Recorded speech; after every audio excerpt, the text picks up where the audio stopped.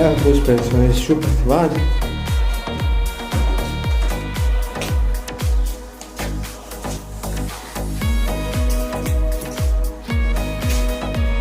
Ovdje su već bile pločice na pločicu. Idemo vidjeti kako će to ići kad nastaje.